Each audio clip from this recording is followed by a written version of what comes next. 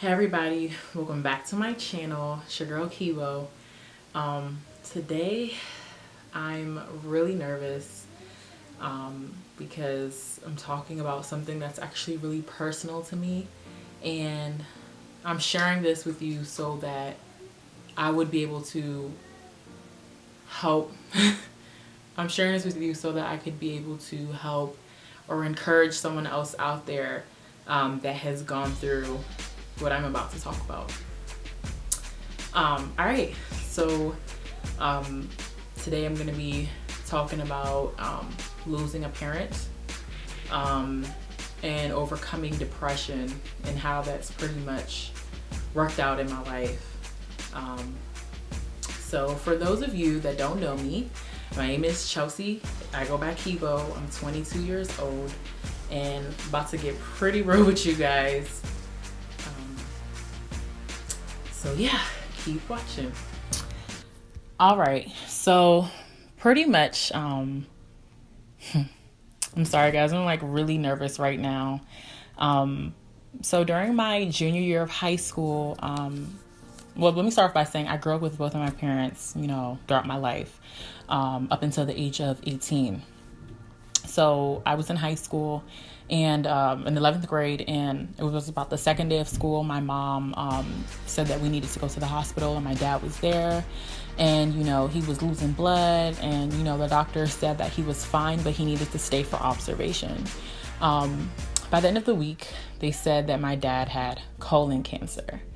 Now you can only imagine how much this really just struck my, me and my mom. The news really struck us, and the rest of my family members.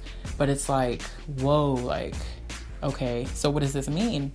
My dad was in the hospital for maybe about a month, and then he was in and out for chemotherapy. And I mean, life was pretty much going on, and like, my dad had good spirits and good hopes, and he was just always a positive person and a prayer warrior. So I always just felt like, my dad was good. Like, God's not going to do nothing to my dad.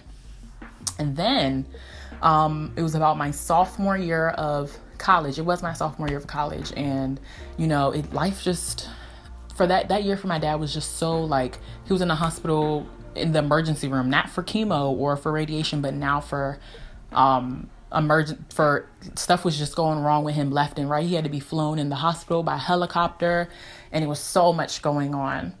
So I would occasionally come back and forth to check on my dad and my mom and how they were doing. And he was maybe in the hospital for the last 2 weeks of his life. And then the last week they said he needed to go to hospice. Me and my mom did not understand what that meant. We just thought it was like a nursing home or something like that was going to keep my dad away from all the, machines and the craziness that goes on in the hospital. And he was there for about a week. On the 7th day, my mom called me. I was actually supposed to go see my dad on Thursday. The last time I had seen him was on a Saturday. So I said on Thursday, I'm going to email all my professors and let them know, like, my dad's in hospice. I need to, whatever's going on, I was going to let them know that I cannot be there that day. I need to go, visit my dad. So on Thursday morning, I was supposed to either catch an Uber or something to go see my dad, because he was at Johns Hopkins, and the hospice center was 10 minutes away from my school. So I was just going to hop in a cab or something. But around 5 a.m, there were some people that were there with him overnight, like friends and family members. And one of them had just came and got me. And when I got in the room, we were in the visitor's room, and someone said to me, one of my family members said, my sympathy. And I was so confused.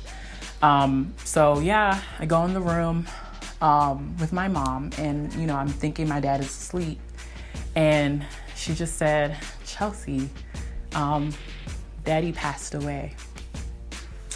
So as she's saying this to me, I'm just like, what do you mean he passed away? She's like, yeah, like, unfortunately the doctor said they did everything that they could, and it was just his time. Mind you, my mom came to my school earlier that week and told me that he had about or the week before and said he had a week to live. And I was like, no, like that can't be. Like everybody said he was doing fine. But on that week, on that Thursday, he did pass away. And from there on, I cried because I felt like my family was gonna, like me and my mom were gonna suffer. My dad was like the breadwinner of the family, and he was the person that always knew how to keep everything together no matter what. So I just felt like life was gonna be over because my dad passed away. And I felt like that for some time. After my dad passed away, there were so many feelings that went through my head. You know, I do have 2 older sisters, but I grew up as my parents' only kid. And, you know, it was just so weird coming home and like my dad wasn't there. I'm sorry, guys. It was so weird coming home and my dad wasn't there. And I never in my life felt so alone and like nobody was there for me. Like I had people that were there for me, but I felt like nobody was there because I felt like nobody could understand where I was coming from, and nobody could understand how I felt, being that my dad passed away at 18 years old. So I don't know. I felt like after me feeling alone and so lonely and abandoned, there were a lot of people who I felt would be there, but they were not there at all. And that really killed me because my dad was a person who would go out of his way to meet people's needs. And if that meant he had to go broke, he was there for people. So when certain people weren't there for me, I was like, wow, like this world is really evil and really cold. And after that, you know, a lot of people told me that I had to be the woman of the house. And you know, so with that being said, I did have to become the woman of the house very quickly. I had to start paying bills and a whole bunch of stuff. But anyways, shortly after that, I was still in school, and I was making up my mind to stay or not. Y'all have to really be careful about advice that you take from other people, because several people were telling me that I should quit school and get a job. And I've always had a job, mind you, since I was 14, but I wasn't paying bills or anything. And people were telling me that I should, you know, quit my job, you know, help my mom. And I was like, how much money am I going to make at 18 to like pay rent or stuff like that? Like, I just didn't think that it was feasible. And I felt that it was not in my best interest. I felt like if I left school, I probably would never finish. And we thank God that today I am finished with school, as of 2016. So I didn't feel that that was in my best interest. However, that time in school was very difficult for me. Nobody knew where I was coming from. I didn't have anybody around me that knew what it was like to lose a father. And it's not like my father was someone who I visited every week or two, you know, at his home. No, like I grew up with my family. So this was very difficult. So as I'm now speaking, I was depressed for about a year, going on 2 years. Depression comes in a lot of different forms, and sometimes we think we know what depression looks like, or we know someone that's depressed and think that it's gonna happen to us that way. When I was depressed, I didn't know I was depressed. I tried to do everything normal like everybody else. I would go out and I wouldn't miss a beat because I didn't want anybody to think that something was wrong with me. And I didn't want to be like missing out on fun because everybody else was enjoying their life. And I'm just sitting here sad and moping around. But for me, my depression, for me, I literally went out of control with food. Like I would just overeat.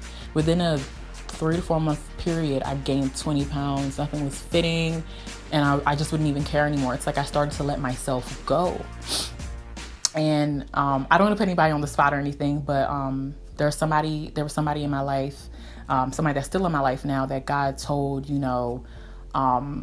I feel as though God told them, like, I was very negative. Although I might not have been like always crying and acting sad, my mood and my general view on life was very negative. That is a form of depression. When you feel like there's no point and there's no reason to live, or there's no reason for you to keep going. That is depression. And everything about me was negative. Like I would think high of myself, and then I'll think, oh, I mean, it don't really matter because I'm not going to really make it that far, or it was just a really bad way. And I'm really happy that that person brought to my attention that, you know, Kibo, you're negative sometimes, and had a lot of examples. And I was just like, wow, I really hope that people don't feel this way about me, and hope that I'm not a negative person, because that's not how I want to come off to people. I don't want, because of what I'm struggling with on the inside, to affect people around me. So that was a time where it was very difficult for me. Like, I don't even know how I was able to like during my junior year, like push on, because I felt like I didn't really have time to process what was going on before, you know, I'm back in school, and I didn't take any time off. Another thing that I felt during this time was very suicidal. I felt like, you know, there's no reason for me to keep living. I know some people may find this really hard to believe, but there was a time in my life where I was thinking, like, how can I end my life? Like, how could I, you know, just stop this? Because why would God put me through a situation like this where, you know, now I have to graduate school, you know, I have to like do so many things outside of school just to live, just to survive. And I just felt that like it wasn't necessary, and I felt like the world would really be a better place without me. So I really tried to think of different ways to take myself out of this world, because I didn't feel like I mattered, and I didn't feel like I mattered to anybody. And I'm here today to tell you that you could come out of that. You could come out of all of that, and what you need is positive people around you to let you know to let you keep going. And you also have to be open and honest with people about your needs and your wants when you are depressed, and pray. One thing that I wasn't doing was, you know, I was not praying, and I was not like, God was so far away from my mind, because I just couldn't believe that he would allow this to happen to me. But in all, I felt like this happened to me for his glorification, because now I don't ever feel depressed. Like, I feel more happy now, more so than I ever have. And although I still go through a lot, I'm still able to put a smile on my face and just try to be positive for myself, positive for my mom, and positive for other people around me, because you know, I can't ever sit up here and say that I feel like I would ever be completely not healed, or that's not the word. Like, I don't feel like I would ever get over my dad's death. I don't think that's possible, being that I've lived with him for 18 years. But being that my dad was a very integral part of my life, I can't sit up here and to say that I'm going to get over that, you know, next year or tomorrow. It's an ongoing process. But I just wanted to share that a little bit with you guys. And, you know, I feel like now, I feel like for me, one thing that actually gets me emotional in a good way is worship. I just recently started getting into that. And I think that as soon as I put on worship music, like, it doesn't matter what mood I'm in, I'm automatically like not even thinking about myself. I'm not even thinking about my problems, because I already know that like God's gonna, you know, he's got me. He's brought me this far, and that he has a bigger purpose and a bigger plan for my life. So that's just how I feel. And I'm hoping that people that are out there that have lost a parent or felt depression or have been through depression are able to get the help that they need. And it doesn't always work going to go talk to a therapist, because I tried that and that route didn't really work for me. I actually felt like a lot of damage was being done in there, and to actually use your resources and the people that are around you, because if you don't feel love during this time, this is how a lot of people do take their lives and do and everything, because they don't think that they should be here. I hope that my transparency was able to inspire you in some way, and just give you a glimpse of a little bit of what I've been through, and why I'm going to keep going harder, because there's no reason why, you know, my dad's death should stop me from life. I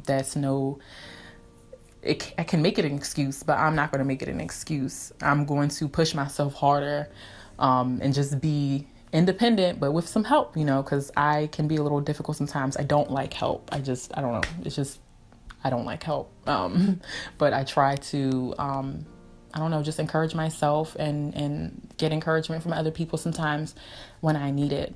During this whole journey, God has really been a comforter and a healer. And like I said, I think this is for his glorification, because honestly, maybe if my dad didn't pass away, I would still be out there like just lost in the world and just doing whatever and not really having any purpose in life. So that's pretty much how I feel about like God really resurrecting the situation. In another video, hopefully coming soon, I'll definitely share my story with you in terms of giving my life to Christ and how that has been going for me so far. I hope to see you guys in my next video. And like I said, I hope this really helps somebody out there. I'd like to hear more from you guys about maybe some of a similar experience that you've had and how you were able to deal with it. Comment below. Let me know if you liked this video, if it was helpful at all, and see you guys in my next video. Bye.